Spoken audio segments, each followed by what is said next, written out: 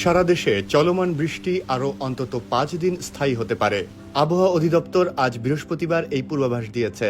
আজ সকালে দেওয়া বুলেটিনে জানানো হয়, আগামী 5 দিন পর বৃষ্টিপাতের পরিমাণ পরবর্তী 5 দিনে আরও বাড়তে পারে।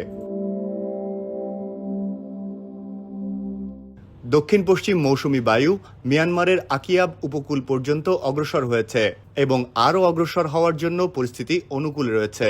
এতে বলা হয়েছে, একটি দুর্বল লঘুচাপের অক্ষ পশ্চিমবঙ্গ থেকে উত্তর বঙ্গোপসাগর পর্যন্ত বাংলাদেশের দক্ষিণ পশ্চিমাঞ্চল হয়ে বিস্তৃত রয়েছে। আগামী 26 মে নাগাদ দক্ষিণ বঙ্গোপসাগরে লঘুচাপ সৃষ্টি হতে পারে। আজ সকাল 9টা থেকে পরবর্তী 24 ঘন্টার পূর্বাভাসে বলা হয়, রংপুর, ময়মনসিংহ ও সিলেট বিভাগের অনেক জায়গায় এবং ঢাকা ও রাজশাহী বিভাগের কিছু জায়গায় হালকা থেকে মাঝারি বৃষ্টি অথবা বজ্রসহ বৃষ্টি এবং অস্থায়ী দমকা হাওয়া বয়ে যেতে পারে। এছাড়া খুলনা, বরিশাল ও চট্টগ্রাম বিভাগের 2-1 জায়গায় মাঝারি থেকে ভারী বৃষ্টি হতে পারে। বুলেটিনে আরও বলা হয়েছে, মাদারীপুর, পাবনা, খুলনা, যশোর, চুয়াডাঙ্গা, কুষ্টিয়া ও সাতক্ষীরা জেলার ওপর দিয়ে মৃদু তাপপ্রবাহ বয়ে যাচ্ছে এবং এটি অব্যাহত থাকতে পারে।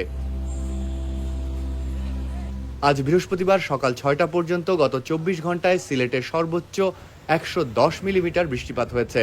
ঢাকায় এই সময়ে 33 মিলিমিটার বৃষ্টিপাত রেকর্ড করা হয়েছে।